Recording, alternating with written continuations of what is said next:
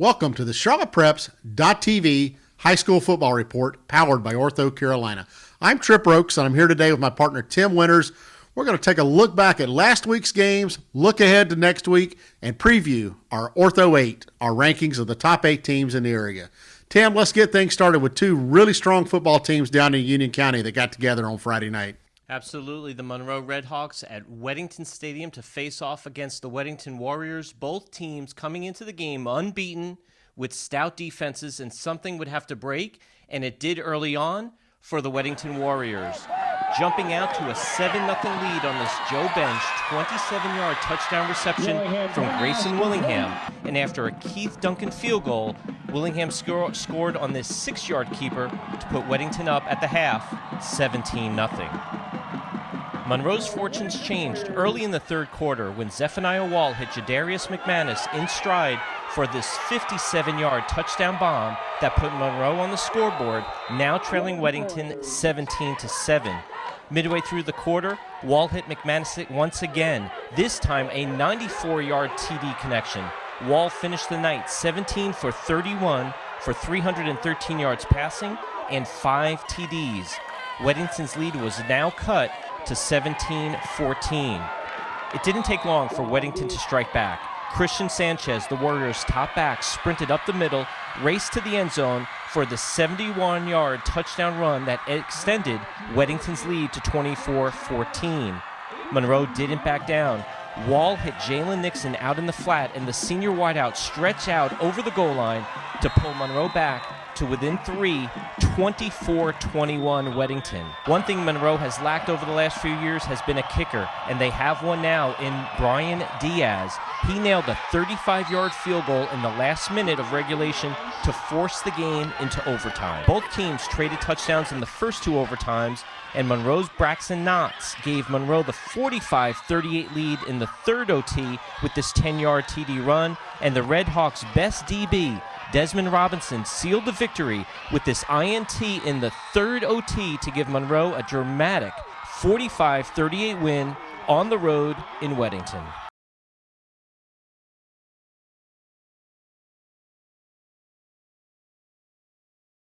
And Tripp, I know there's another big powerhouse matchup at Vance High School with the South Pointe Stallions traveling up there to face the Vance Cougars. What a big matchup, your classic power football North Carolina versus South Carolina matchup.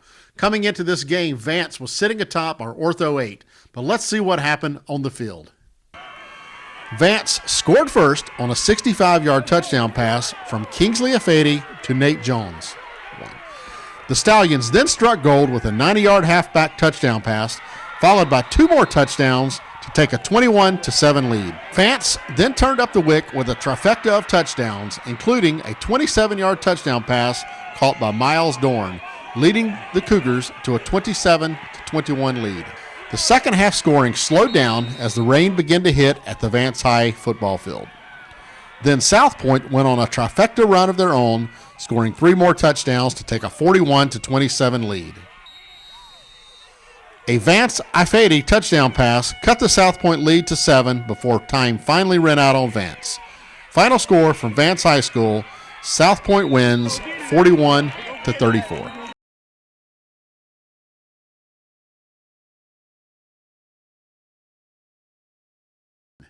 Want to talk about an exciting game? Let's look at the Huff High Ardrey Kell game up in Huntersville. Yeah, it was a wild night up there at Huff High School. Ardrey Kell coming in at 2-1, tough record behind them already, and Huff High School at 3-0. The star of the game for Huff was sophomore running back Jarrett Nagy. Huff came into the game down 4 injured starters on defense, so Nagy, who also plays linebacker, played exclusively at that position for the Huskies in the first half. With Ardrey Kell leading in the second half, Nagy shifted back to offense where he went to work. The sophomore running back carried the ball 17 times for 136 yards, scoring 4 second-half touchdowns, including the go-ahead TD on a 3-yard run with 1 minute and 10 seconds left on the game clock. Ardrey Kell didn't back down, though. Senior quarterback Bryce McGinley led the Knights all the way to the Huff 4-yard line, but the Huff defense broke up the pass in the end zone to seal the victory 41-37, moving them to 4-0 on the season. Next up for the Huff Huskies, the Butler Bulldogs on the road. And Tripp, your big game was Rocky River, the Rocky River Ravens traveling over to Charlotte Catholic. I think the big question there is, would Charlotte Catholic even give up a point in the game? Well, that's always a big question here early in the season. But, these are exciting times over at Charlotte Catholic right now. They hosted Rocky River in their first game inside their newly renovated stadium. As I like to say with Catholic, the names change, but the results stay the same. So in this case, the stadium changed a little bit, but you know what? The results stayed the same. Catholic, behind the leadership of John Walton and the running of Jarrett Anderson, the top running back in the city, the Cougars raced their way to a 27-0 halftime lead. Catholic, who is known for long touchdowns runs, kept all of their scores inside the 15-yard line on Friday night, thanks to what on paper is probably one of the top defenses in the city. Rocky River finally broke that streak and scored the first points of the year against Catholic late in the second half. Now the Cougars will enter into conference play with a perfect record, the confidence they need, and the best home football field setting in the city. The back end of the schedule will provide the only real test for Catholic when they play South Meck, RDK, and Providence. Rocky River now heads north to play the Vikings of North Meck. Well, Tim, it appears the curse of the Ortho 8 is alive and well. Once again, we traded teams at the top. After only 1 week for Vance I, we've got a new number one. Take us through the Ortho 8. Yeah, a lot of shuffling this week as a result of the games. Coming in at number 8, Weddington High School at 3-1.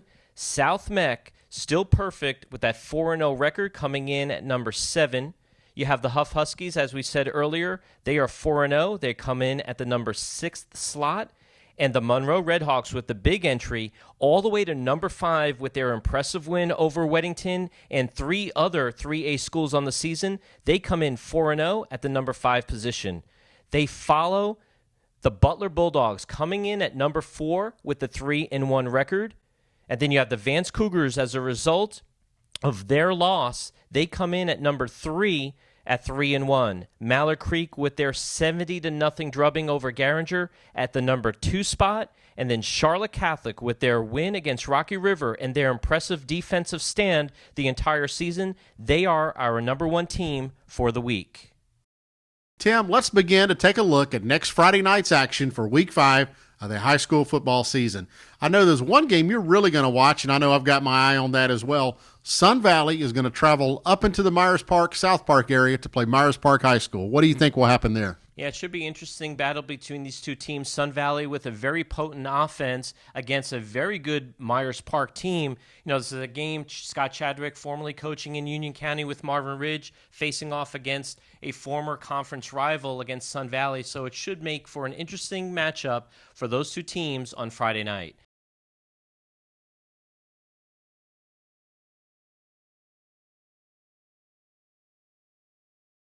And then you also have that big game at Butler High School with Huff coming down there to face off against the Bulldogs. Really interesting battle. I think it's going to be a good test. Huff will really see where they stand. They do have a 4-0 record. Now they're going to play the best team on their schedule, at least this part of the season. So we're really excited to see what's going to happen down at Butler High on Friday night when the Huff Huskies come to town.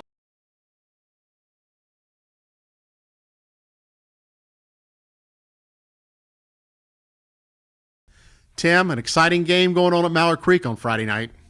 Yeah, this is a big one. Mike Palmieri and that Mallard Creek team always looking to just step it up every week. They are hosting McDonough High School out of Maryland, coming down to face the Mavericks. Should be an exciting matchup on Friday night for those two ball clubs.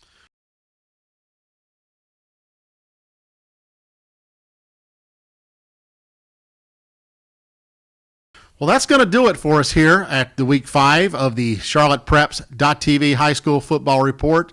We're really looking forward to an exciting week of action. The crisp air of the fall is coming down. Going to be a great time Friday night at your local high school football field. So get out there and cheer the boys on to victory. Thanks for tuning in to the CharlottePreps.tv High School Football Report, powered by Ortho Carolina.